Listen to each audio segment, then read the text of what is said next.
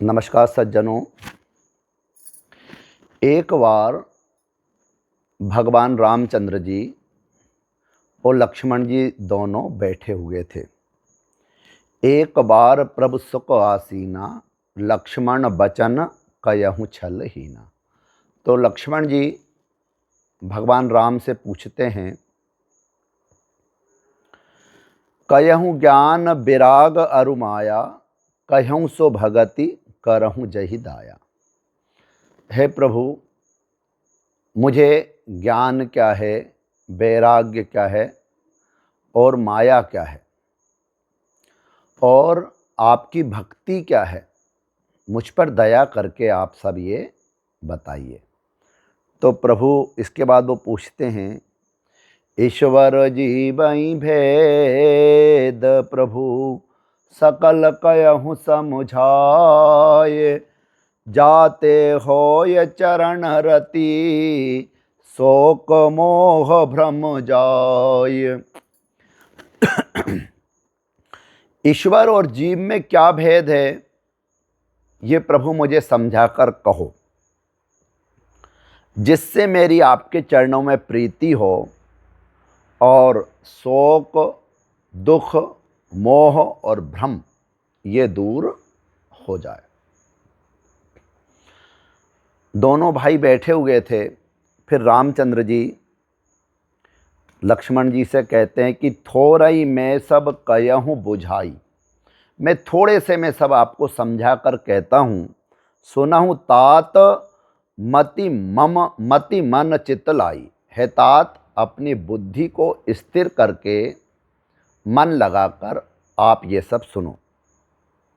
सबसे पहले प्रभु माया का परिचय देते हैं और कहते हैं, मैं अरु मोर तोर ते माया, मैं मेरा तू तेरा, जैवस कीने जीव निकाया। इसी ने समस्त जीवों को अपने बस में कर रखा है। और आगे बताते और क्या है, गौ गौ चर जहाँ लगी मन जाही, सो सब माया जानहु भाई। गो यानी इंद्रियां। ये इंद्रियों के विषयों को और जहां तक मन जाता है, यानी हमारा मन जो सोच सकता है जहां जहां तक चल जाता है। और गो यानी इंद्रियां, यानी आंखें जो देख रही है, कान जो सुन रहे हैं, नाक जो सूंघ रही है, वाणी जो चख सकती है और त्वचा यानी जो स्पर्श कर सकती है। पांचों ज्ञान इंद्रियां और मन जहां जहां तक जा सकता है, हे लक्ष्मण, वो सब माया है। तई कर भेद सुनहु तुम सोऊ, विद्या अपर अविद्या दो।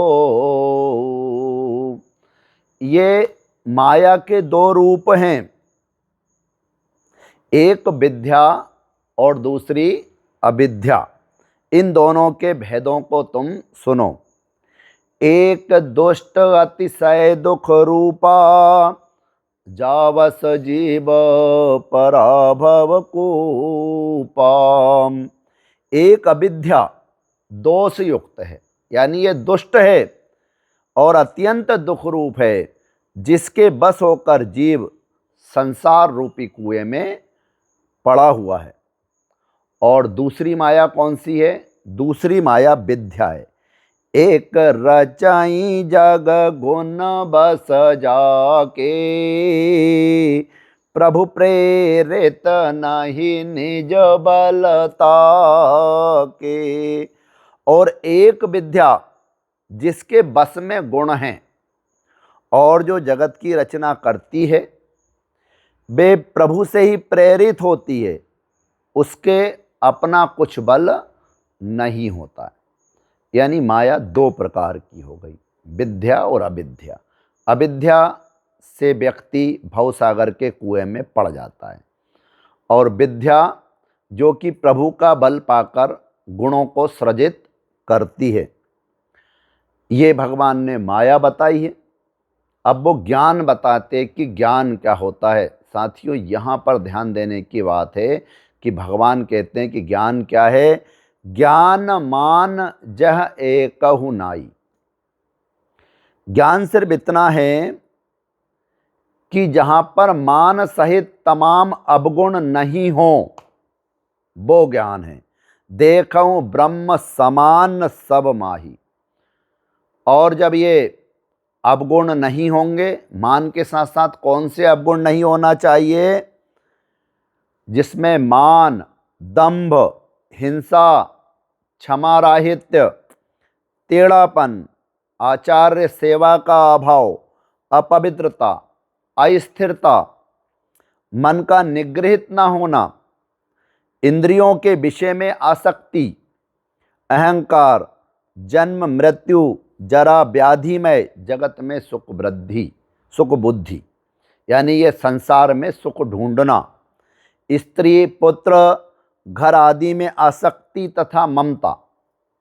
ये स्त्री पुत्र और घर, इनमें ममता होना और आसक्ति होना, इष्ट और अनिष्ट की प्राप्ति में हर्ष और शोक, यानी मन का हो गया तो प्रसन्न हो जाना और मन का नहीं हुआ तो दुख मनाना, भक्ति का अभाव, एकांत में मन न लगना, विषयी मनुष्यों के संग में प्रेम, ये 18 अवगुण हैं।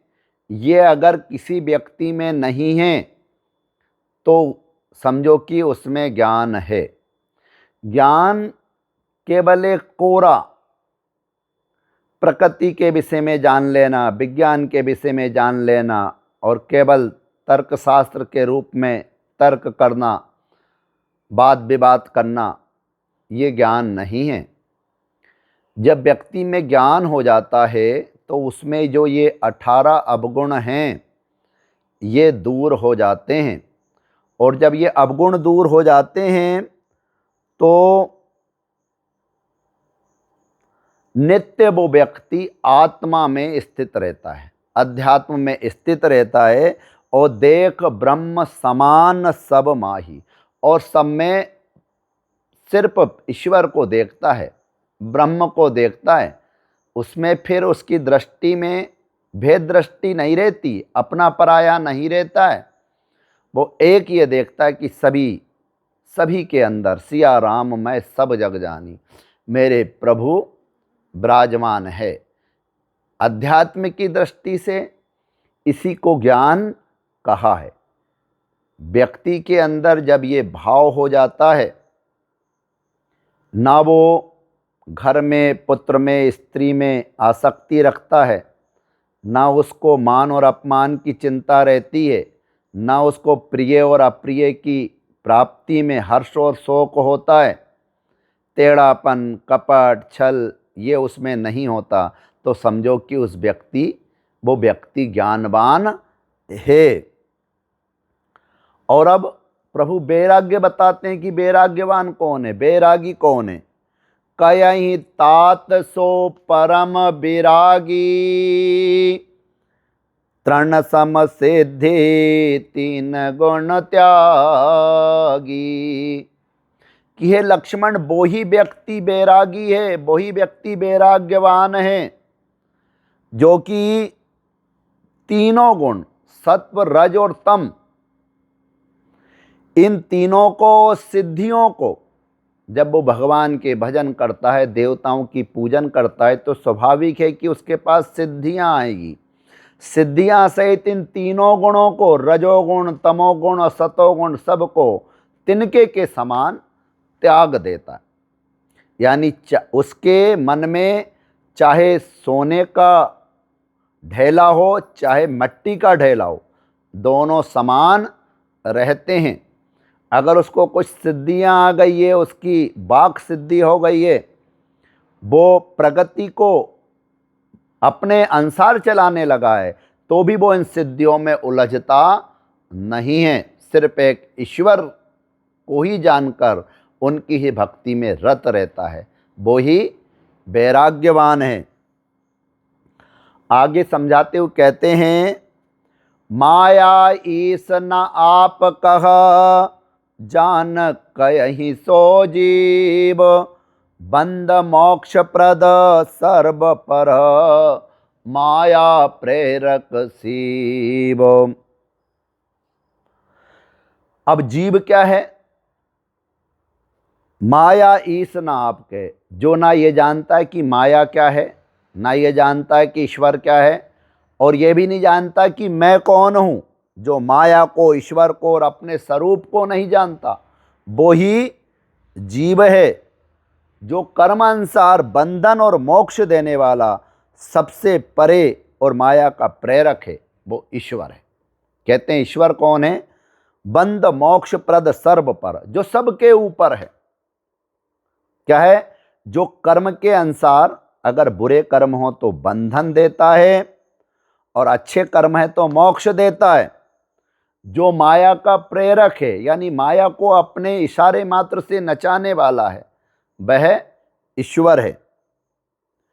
आगे प्रभु समझाते हुए कहते हैं, लक्ष्मण धर्म ते बिरति योग ते ज्ञाना, ज्ञान मोक्ष प्रद भेद बखाना। अब ये बिरति कैसे आती, वैराग्य कैसे आता है? तो बताते हुए कहते हैं कि हे लक्ष्मण, धर्म के आचरण से वैराग्य आता है। अगर आप धर्म पे चलेंगे तो वैराग्य आपके हृदय में आएगा, और अगर आप योग करेंगे तो ज्ञान आपके हृदय में आएगा, तथा और जब ज्ञान आएगा तो ये ज्ञान आपको मोक्ष को देने वाला है, ऐसा वेदों ने वर्णन किया है। और आगे कहते हैं कि हे लक्ष्मण, ये तो बड़ी कठिन और क्लिष्ट बात हो गई है, मैं सरल मार्ग आपको बताता हूं। जाते बेग द्रवहूं मैं भाई, जिससे मैं बहुत जल्दी द्रवित हो जाता हूं, यानी प्रसन्न हो जाता हूं, वो मार्ग कौन सा है? सोमम भगति भगत सुखदाई, जो मेरे भगत के लिए सुखदाई है, वो मेरी भक्ति है। मुझे प्रसन्न करने का सबसे आसान तरीका है। अब भक्ति क्या है, इसके बारे में बताते हैं। सो स्वतंत्र अवलंबना, यानी ये स्वतंत्र है, भक्ति को किसी का सहारा नहीं है, किसी अवलंबन की जरूरत नहीं है। और तई आधीन ज्ञान विज्ञान, और भक्ति एकमात्र ऐसी है जिसके अधीन ज्ञान और विज्ञान जिसके अधीन रहते हैं। यानी व्यक्ति अगर भक्ति करेगा तो ज्ञान और विज्ञान उसको अपने आप बरबस उसको प्राप्त हो जाएंगे। भगति तात अनुपम सुख मूला, मिलई जो संत होय अनुकूला। अब भक्ति किसको मिलती है? मिलई जो तात, मिलई जो संत होय अनुकूला। अगर आपके ऊपर किसी संत की कृपा हो जाए तभी भक्ति मिल सकती है। भक्ति अनुपम है और सुख की मूल है, सुख की जड़ है भक्ति। सुख तभी मिलेगा जब हम भक्ति करेंगे। भक्ति की साधन कयऊ बखानी, अब मैं भक्ति का साधन क्या है, कैसे होगी, वो बखान कर कहता हूं। सुगम पंथ मोहि पावई प्राणी, ये बहुत ही सरल रास्ता है जिससे प्राणी मुझको प्राप्त कर सकता है। भक्ति में क्या है कि प्रथमाई बे प्रचरणाति प्रीति, निज निज कर्म निरत श्रुति रीति। कि प्रथम तो उसमें ये लक्षण हो कि ब्राह्मणों के चरणों में, विद्वानों के चरणों में उसकी प्रीति हो, प्रेम हो, और फिर वेद के अनुसार अपने अपने कर्म में वो निरत हो, यानी जिस वर्ण का है उसके अनुसार वो कर्म करता हो। इसका फल क्या होता है? जब उसकी ब्राह्मणों के चरणों में प्रेम होगा और वो अपने वर्णानुसार कर्म में निरत रहेगा। यही कर फल पुनि विषय विरागा, तब मम धर्म उपज अनुरागा। इसका फल उसे ये मिलेगा कि विषय से उसे वैराग्य हो जाएगा और उसका मेरे धर्म में सहज अनुराग होगा। श्रवणादिक नव भक्ति दृढ़ाई, और फिर उसमें श्रवण आदि की 9 भक्ति है उनमें उसका मन दृढ़ हो जाएगा। मम लीला रति अति मन माही, मेरी लीलाओं में उसका प्रेम होगा, रति होगी, और मन उसका मेरे चरणों में ही अनुरक्त हो जाएगा।